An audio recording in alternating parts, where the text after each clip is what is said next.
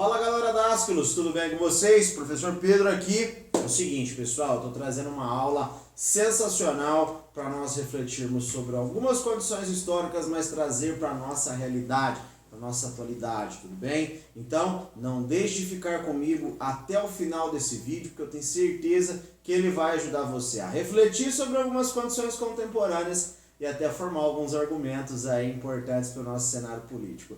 Beleza, Pedro, qual que é o tema? Pessoal, hoje eu vou falar um pouquinho para vocês de parlamentarismo no Brasil, tá bem? Esse dito sistema político que em alguns momentos ele entrou em vigência no país, tá certo? E nós podemos colocar aqui como uma situação de reflexão. Eu quero saber de você, a partir das condições que eu vou colocar aqui, será que nesse atual cenário político brasileiro, tão instável politicamente falando, a ponto de alguns analistas até apontarem como um contexto de crise, será que a saída seria a adoção do parlamentarismo?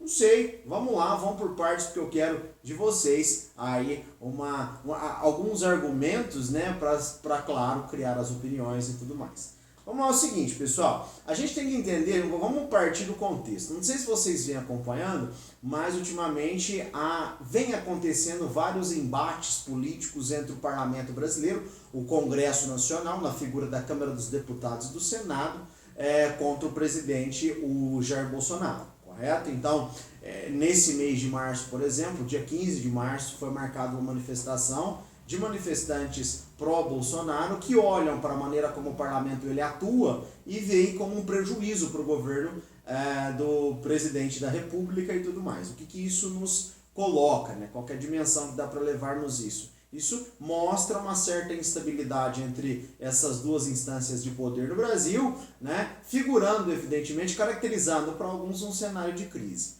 Mas vamos lá, será então que dentro dessa conjuntura a adoção do parlamentarismo seria uma saída? Mas o que é o parlamentarismo?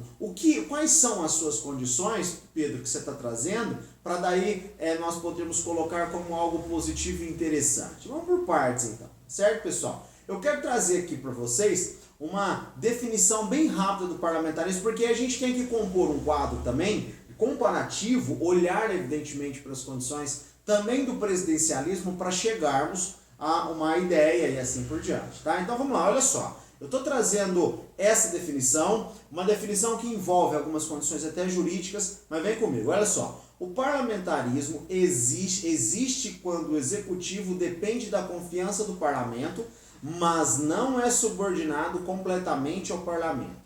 Nesta forma de governo ou sistema de governo, o parlamento assume as funções principais de governabilidade. Isso é muito importante. O parlamento assume as funções principais de governabilidade. Guarda esse termo.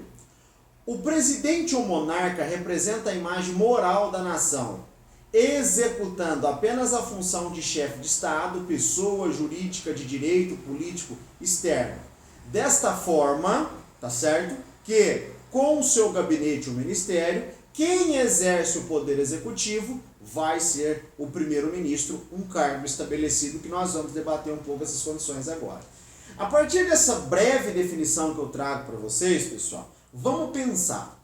É preciso nós diferenciarmos chefe de governo e chefe de Estado para daí nós analisarmos parlamentarismo junto a presidencialismo. Ou seja, quando eu falo em chefe de governo, eu estou tratando daquele cara, né, desse cargo que tem essa dita governabilidade citado aí no trecho que eu trazia para vocês. Então, o chefe de governo é quem cuida das condições políticas internas e realmente administra o país e tudo mais. É o que eles chamam ali de governabilidade.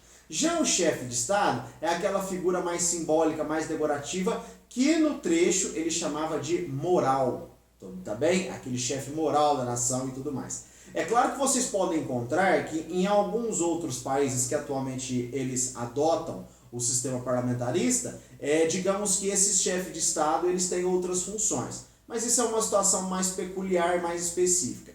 De qualquer forma, é interessante a gente pontuar essas duas condições. Por quê? No sistema presidencialista, o presidente ele acumula essas duas funções. Beleza? Então, olhar para a figura do presidente é olhar para a figura de chefe de Estado e olhar para a figura de chefe de governo. Então, teoricamente, dentro do presidencialismo, esse presidente ele tem maior poder de atuação, tomadas de decisões mais rápidas. Mas tomemos cuidado, porque no princípio da tripartição de poderes, ele necessita de algumas atuações, aprovações de medidas do parlamento, do Congresso, para daí estabelecer as suas condições de governo. Ou seja, é onde às vezes aparece o embate que nós estamos vendo hoje. Então isso é muito importante, né? No presidencialismo nós temos essas condições. E no parlamentarismo, aí vem a minha argumentação, tá bem? Os meus tópicos, para daí então eu peço muita atenção agora para que vocês peguem esses tópicos que eu estou trazendo e coloquem aí como reflexão, tá bem? Qual reflexão, Pedro? Será que é interessante adotar o parlamentarismo no Brasil nesse momento para resolver a crise? Essa é a proposta minha para vocês. Então, fechou.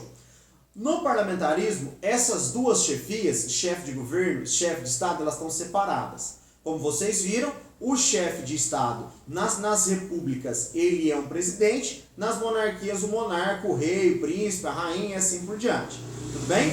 Quando eu olho para as condições do chefe de governo, aí eu devo mencionar o primeiro-ministro, aquele que compõe o seu gabinete. Tá? Então, isso é extremamente importante, ele está dissociado.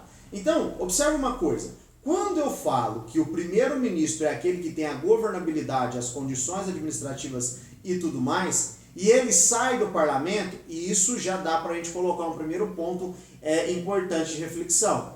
Dentro do parlamentarismo, a ação, a condição do parlamento, tudo bem? Ela é mais presente, tá certo? Ela está numa constância maior, quando eu falo uma constância maior, no sentido de ter governabilidade. Então, pensemos assim, adotar o parlamentarismo no Brasil hoje é sim atribuir maior poder político ao parlamento, num sentido mais direto. Para muitos analistas, pessoal, esse sistema de governo, ele possui uma peculiaridade interessante e isso é colocado até como ponto positivo. A relação executivo e legislativo é uma relação mais direta e mais estável, tá certo? Para alguns analistas acontece essa maior estabilidade, porque vai ser de dentro do legislativo que o nome será escolhido para cuidar do executivo. Se pegarmos o presidencialismo, não necessariamente é assim. Sai de dentro do povo, numa votação direta, a escolha tanto do chefe de governo quanto do chefe de Estado. Então vocês entendem o que eu estou chamando de maior ligação, ou pelo menos maior estabilidade? Na verdade, maior possibilidade de ser estável, se são todas questões que são importantes aí. Há também outros analistas, né, que eles vão partir do seguinte princípio. No parlamentarismo, a destituição do poder executivo, ou seja, do primeiro-ministro, aquele que compõe o gabinete e tudo mais, ela é mais simples comparado ao presidencialismo, né? No presidencialismo, você precisa de todo aquele processo que recentemente o Brasil passou em 2016, tá bem? Que foi o processo de impeachment, o processo de impedimento. Então, esse processo ele exige situações jurídicas, políticas e tudo mais, e dentro do parlamentarismo não exige esse processo.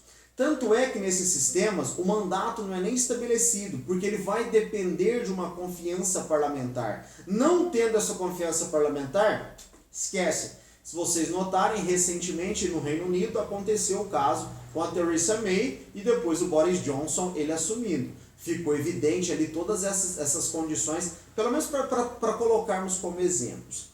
Esses pontos são pontos teoricamente positivos que eu estou apresentando do parlamentarismo para vocês. Então, em cima deles, eu queria colocar aí para você essa discussão. Qual? Adotar o parlamentarismo no Brasil nesse momento. Seria interessante? Seria uma saída? Não sei, né, pessoal? Mas vamos dialogando, porque eu preciso da sua opinião. Para a gente encerrar, eu quero aqui trazer dois exemplos históricos, e aí eu vou chamar a atenção para uma obra interessantíssima, a obra do professor Boris Fausto, tá bem? Bem simples de ser lida, a História Constitucional do Brasil. Eu quero apresentar para vocês, tomando como base essa obra, os dois momentos em que o Brasil ele foi parlamentarista. Tá? O Brasil teve um parlamentarismo dentro da monarquia e o Brasil teve um parlamentarismo dentro da república. Ambos os casos, nós temos que tomar certos cuidados para tratar deles, correto? Porque eles têm, digamos que, algumas situações específicas e dessas situações a gente vai dialogando aqui. Por exemplo, No caso monárquico, lá no governo Dom Pedro II, no famoso segundo reinado e tudo mais, nós temos uma situação que é importante ser mencionada. Esse parlamentarismo ele não teve as mesmas condições práticas comparado, por exemplo, ao parlamentarismo inglês, o tradicional parlamentarismo inglês. Acho que isso é muito importante ficar claro. Tá? É importante algumas questões e eu vou apontar para vocês agora. Preste atenção nesses seguintes aspectos que eu estou colocando aqui. Ó. O imperador usava as prerrogativas do poder moderador quando a Câmara não apoiava o gabinete de sua preferência. Tá bem? E aí nós temos outros casos. O funcionamento do sistema presumia que, para manter-se no governo, o gabinete deveria merecer a confiança tanto da Câmara quanto do imperador. Houve casos em que a Câmara forçou a mudança da composição do Conselho de Ministros, mas o imperador detinha uma considerável soma de atribuições através desse dito poder moderador, o que consequentemente leva a gente a pensar que a atuação do imperador dentro dessas condições, ela deve ser levada em conta como um fator preponderante para a gente perceber essa diferença, claro, diferença do tradicional parlamentarismo inglês. O que evidencia isso? É que dentro do segundo reinado, a atuação do poder moderador ela era tão incisiva que ela praticamente estava ali numa concentração de escolha do que naquele contexto eles chamavam de presidente do Conselho de Ministros, o que equivale ao primeiro-ministro dentro do sistema parlamentarista. Então observe uma coisa, se no parlamentarismo tradicional era necessário você ter a confiança do parlamento, no parlamentarismo brasileiro é necessário você ter a confiança do parlamento e do imperador. Por isso que vocês vão encontrar termos como parlamentarismo à brasileira ou parlamentarismo às avessas. Isso é extremamente importante para a gente pontuar que, para ter durado tanto tempo, né, 1847 até a proclamação da República 1889, durou em 3 décadas e alguns anos. Para ter durado tanto tempo, essa prerrogativa deve ser estabelecida. Então, vale uma observação. Nós não somos monarquias atualmente, nós não somos uma monarquia, tá bem? Muito menos temos um poder moderador. E teve um outro contexto, 1961, após a renúncia do Jânio Quadros, tá bem? E aí, naquele processo de instabilidade e crise, foi diminuído os poderes do João Goulart, o então vice-presidente que assumiria como presidente, e o Brasil ficou como república parlamentarista do final de 61 ao longo de 62 ao início de 63. Tudo bem? Para muitos, inclusive tomando a opinião do professor Boris Fausto, esse parlamentarismo pouco durou, muito em função de ter sido adotado para consequentemente resolver um problema de crise. Então é importante esses exemplos históricos, eles são importantes para quando vocês estiverem aí produzindo os seus argumentos, a sua ideia, vocês tomem como base. É claro que são contextos diferentes e tudo mais, mas são bons exemplos. Tudo bem, pessoal? Beleza? É isso que eu queria passar para vocês hoje. Eu queria discutir um pouquinho essa situação do parlamentarismo. E eu vou para a minha pergunta inicial. Na sua opinião, em cima do que eu estou trazendo, será que seria uma saída para o Brasil a adoção do parlamentarismo nesse contexto? Se não, quais seriam? Já pararam para pensar? É interessante, nós sempre pensamos em críticas, mas será que não é interessante agora nós pensarmos em propostas? O Enem adora uma proposta de intervenção. Não seria uma saída para a gente exercitar os nossos argumentos nesse momento? Fechou, galera? Ó, se vocês gostaram desse vídeo, não deixe de inscrever no nosso canal, dá um likezinho aqui. E eu quero que vocês também opinem, pode ser aqui nos comentários, pode ser no nosso Instagram, mas não deixe de argumentar sobre o que eu estou colocando. Muito obrigado, galera, até mais, tchau, tchau.